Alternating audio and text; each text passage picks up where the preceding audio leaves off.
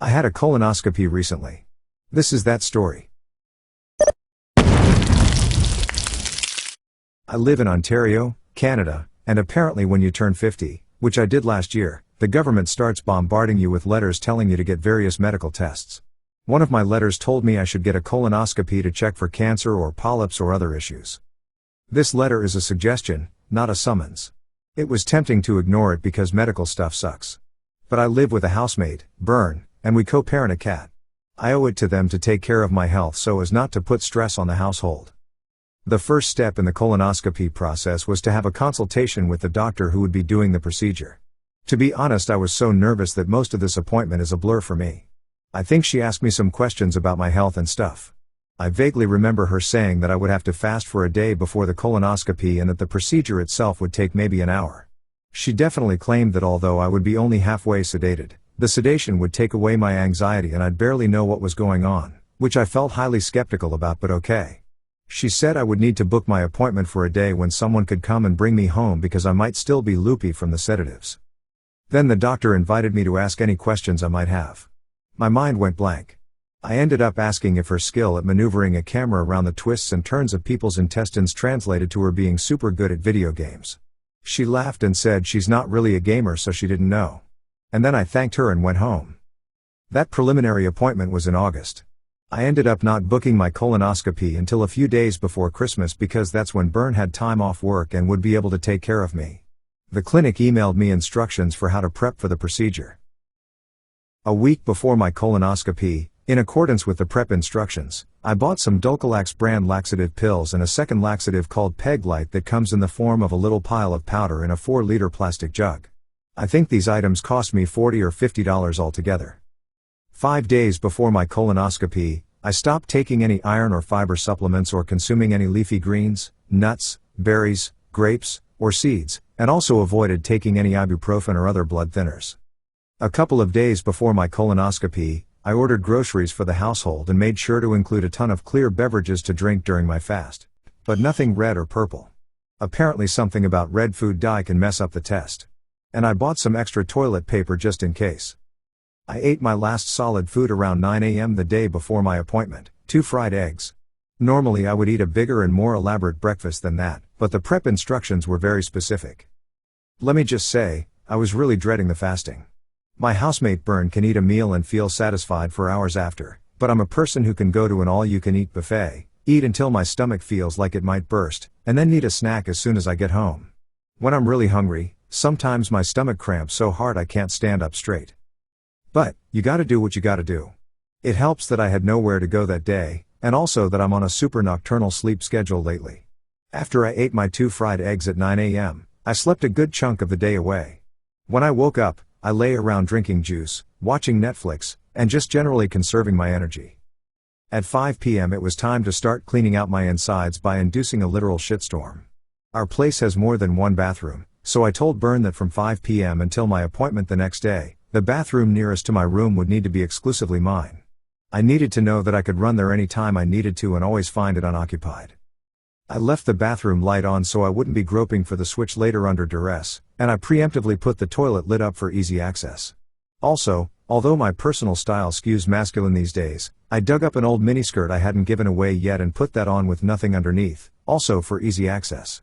I cannot stress enough how thankful I was for these measures later. Then I swallowed 3 of the Dulcolax pills and prepped the jug of Peg-Lite, filling it with lukewarm water and shaking it until the little pile of powder inside was fully dissolved.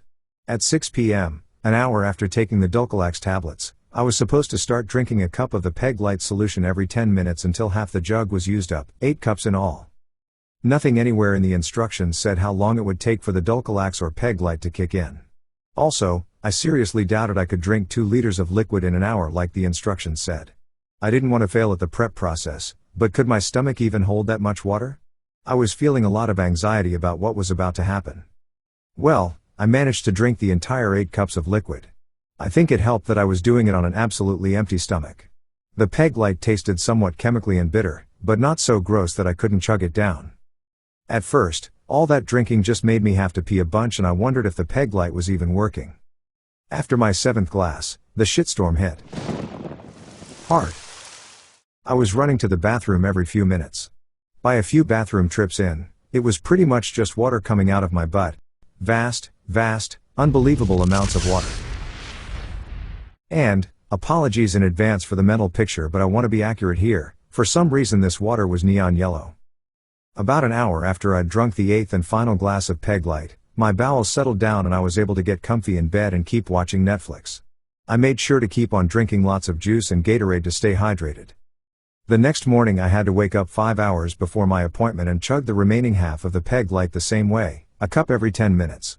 This time it kicked in a lot quicker, like by the second or third glass. All my trips to the bathroom delayed my drinking progress somewhat, so finishing off the jug took me a bit longer than it was supposed to, but I figured that was still probably fine. After this second shitstorm I couldn't get back to sleep, so I just lay around in bed until it was time to leave. Bern was coming to the hospital with me for moral support, and so he'd know where exactly to come pick me up. We'd been planning on taking the bus there, but after all that fasting I felt like even just the walk to the bus stop would use up enough calories that I would literally die, so we took an Uber. After a long and involved hospital check-in process, we ended up sitting in a big waiting room in the endoscopy unit of the hospital. Before long, my name was called. I said goodbye to Bern and a medical person led me through a big set of doors and had me go into a cubicle and change into a hospital gown and some disposable slippers. I then put my clothes in the bags that the hospital had told me to bring for this purpose, and went out to a smaller waiting room inside the big doors and waited to be summoned. There was a sign on the waiting room wall saying that if they find polyps or anything inside someone, they'll deal with them immediately, not in a second procedure. I can only guess that someone before me had a lot of butt troubles going on because I ended up sitting in that waiting room for 90 minutes past my scheduled appointment time. I passed the time playing games on my phone and taking 10 million trips to the nearby washroom. I always have to pee when I'm anxious. Finally, a medical person called my name. I had to sign a waiver stating that I understood there was a possibility that my insides could accidentally get dinged up and I might bleed a bit. Then I was led to a big room with machines and equipment everywhere and people bustling around doing medical things. They had me set my bags of clothes by the door. The doctor I'd consulted with back in August approached and said hi, and asked if I had any questions.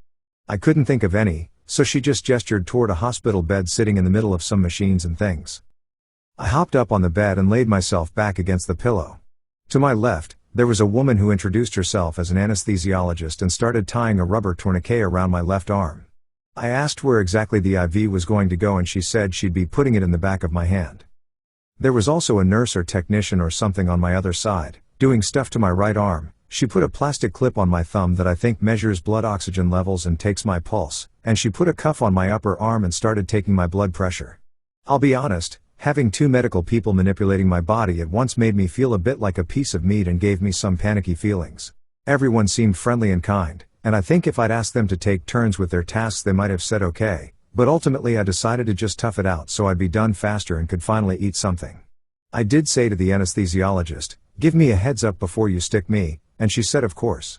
I asked the medical worker on my other side if the blood pressure cuff would have to stay on my arm the whole time and she said yes. Once my IV was in, with a heads up first, as promised, and my blood pressure had been taken and whatnot, the woman to my right put an oxygen tube on me. This was a piece of tubing that wrapped around my face and had two little spouts that went a fraction of an inch into my nostrils and puffed air up there. Then I was asked to roll over onto my left side, and the anesthesiologist said she was about to release the sedative into my system and I would start feeling dopey pretty soon. I asked if she could put me all the way under instead of just partially. I wanted to time travel directly to a future where the colonoscopy had already happened, and she said she wasn't allowed to. And so, the sedative was released into my system. And folks, I'm telling you, while I was sedated I lay there feeling calm and comfy like I was floating on a cloud. The whole hour or so of having a camera snaked up into my guts felt like 5 minutes of. And I experienced no physical sensations at all during that time. I didn't notice the feeling of the cuff on my arm, or the oxygen tube across my face, or the clip on my thumb, or any of that. I completely forgot to even think about my butt, and there were no sensations that drew my attention there. I was just floating and letting my mind wander. I remember trying to speed up the sound of the heart monitor by picturing a bacon double cheeseburger. I remember thinking it was odd that it sounded like there were 100 voices in the room when there couldn't possibly be that many people there. And then it was all over and I was waking up in that same room and on that same bed, on my back, freed from all the medical accoutrements they'd put on me and with my hospital gown arranged to cover my backside once more. Some medical person gave me a little paper cup of juice, I guess to help get my blood sugar back up from fasting. The doctor came over to tell me that she'd found and removed one polyp that she would send to the lab for testing, but she was pretty confident it was benign. She said aside from that, the journey through my insides had been uneventful, but she wanted me to do another colonoscopy in 5 years. And then I took my bags of clothes to the change room, put them back on, made my way to the bigger waiting area outside the department doors, and found Bern waiting to escort me home. And he'd brought a bag of my favorite potato chips. Incidentally, the colonoscopy instructions had warned that I might feel crampy or bloated after the procedure, but I didn't. I had no sense at all that anything had recently happened to my butt. It was a Butma's miracle. And that's the story of my colonoscopy. I know that different hospitals might do things a little differently, and that different people experience things differently, but I hope that this gives you at least some idea of what the procedure can be like, and that if you have to get one yourself you feel less nervous about it now. Thanks for watching.